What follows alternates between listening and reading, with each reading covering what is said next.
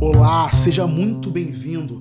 Meu nome é Lê Garcia e chegou o dia em que nós precisamos falar de I May Destroy You. Eu sabia que esse grande dia iria chegar, porque uma série incrível assim, ela não passa despercebida, ela não passa incólume. Então vamos celebrar essa época em que nós podemos assistir a uma série como essa, falando tudo sobre I May Destroy You. E é depois da vinheta, então vem de like pra dar aquela moral pro canal, porque eu volto já já.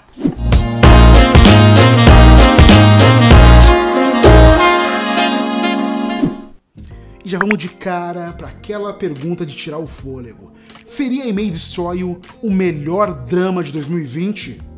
Ainda falta bastante para esse ano estranhíssimo acabar, mas a gente precisa falar seriamente de como essa nova série da Micaela Coel tá fazendo uma exploração extraordinária, falando sobre temas sensíveis, temas profundos, como consentimento, abuso sexual, raça, só que mais, muito mais do que isso. Essa série da HBO é criada e protagonizada por Micaela Coel, que você já conhece ou deveria conhecer por produções como Chewing Gum, Black Earth Rising, o musical Been So Long e participações em Black Mirror, por exemplo. Todas as produções que você encontra na Netflix e sobre a qual eu já falei e que você pode saber mais sobre elas nesse vídeo aqui. A Micaela Coel, ela interpreta nessa série Arabella, autora de um best-seller chamado Chronicles of a Feed Up Millennial, escrito com base na sua popular conta no Twitter e que no momento em que a série tem início, tá lutando para terminar o primeiro rascunho do seu livro a tempo, agora por uma grande editora. E no meio da última noite de liberdade que é permitida pelo seu editor, a Arabella ela sai para uma pausa que acaba se transformando numa grande noitada. E nós vemos o início dessa noitada, repleta de amigos, repleta de bebida e de drogas. Agora, corta pra cena de Arabella na frente do seu laptop, com pouca memória de como ela chegou lá, exceto por uma visão de um homem parando sobre ela num banheiro, enquanto um ataque sexual vagamente lembrado acontece. E ela percebe que a sua bebida foi batizada, e a expressão dela, como consequência dessa revelação solitária, resume em uma sílaba. O tom e a abordagem únicas desse drama, sempre alguns ângulos além de onde você esperava que ele estivesse. Então você está sempre sendo surpreendido. E essa expressão, esse minimalismo, essa revelação é o resumo do mundo contemporâneo e da florescente paisagem sexual em que Arabella e que seus amigos, em que a gente tem aí a aspirante atriz Terry e um instrutor de aeróbica e um usuário pesado de Grindr, Kiwami, interpretados por Werushi Opiya e Papa Essiedo. Então eles vivem isso, os contornos suaves e os limites facilmente mutáveis pelo quais eles estão perpetuamente vagando nos seus primeiros 30 anos de idade. É um momento em que nada é absoluto e nada é imperativo. Tem muito relativismo a respeito de tudo. Tem espaço para interpretação, mas quando tudo parece tão maleável, questionável, à mercê de interpretações, como dizer o que está ocorrendo, quais são as violações, quais são os abusos, memória e sentimento não são mais suficientes para isso. Então qual é que é a régua desse novo momento? Ao longo da série, a Arabella gradualmente vai juntando as peças daquela noite, vai elencando as suas suspeitas, e esse é o mote para os 12 episódios. O que é estonteante é como cada episódio, na real, absorve muito mais do que a trama em si. E aqui os aplausos são todos para a extrema disciplina e para o senso genial de estrutura que a roteirista Micaela Coel constrói. E tudo isso é tão formidável quanto a sua habilidade como atriz, é preciso deixar isso muito claro, ela é uma estupenda atriz. E à medida que a sua relação com os amigos e as conexões e as desconexões vão se concretizando, tudo isso vai se tornando uma espécie de meditação em que nós mesmos passamos a nos questionar sobre as nossas responsabilidades para com nós mesmos e para com os outros. Então não estranhe se no meio de um episódio você apertar o botão de pause para desviar os olhos para o teto e, de repente, em silêncio, começar a pensar muito sobre o que você acabou de assistir e como aquilo se relaciona com a sua vida. Em I May Destroy You, Micaela Coel examina as diferentes formas de consentimento. Em um episódio, por exemplo, o personagem Kiwami, ele faz sexo consensual com um cara que ele conheceu no Grindr. mas logo depois ele é atacado sexualmente por essa mesma pessoa. Então aqui o papo é sobre essas sutilezas de distribuição e de redistribuição de poder. Isso pode acontecer numa mesma conversa, numa simples cena. Aí a gente vê o brilhantismo para destacar a diferença entre contato desejado e contato indesejado, e por uma mesma pessoa.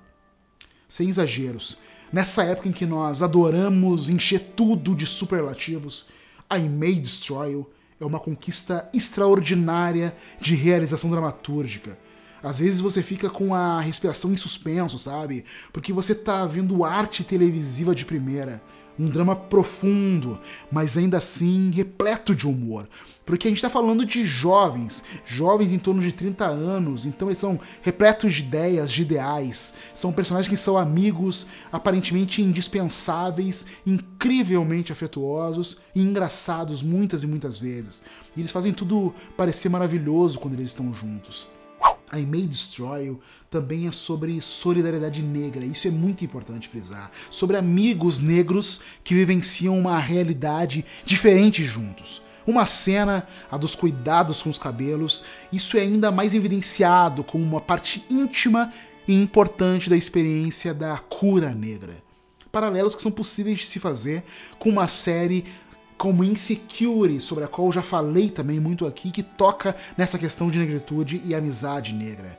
A mais ainda, pela exposição midiática que a escritora Arabella tem, sendo um nome forte no Instagram e no Twitter, ela acaba explorando a síndrome do herói também nessa série.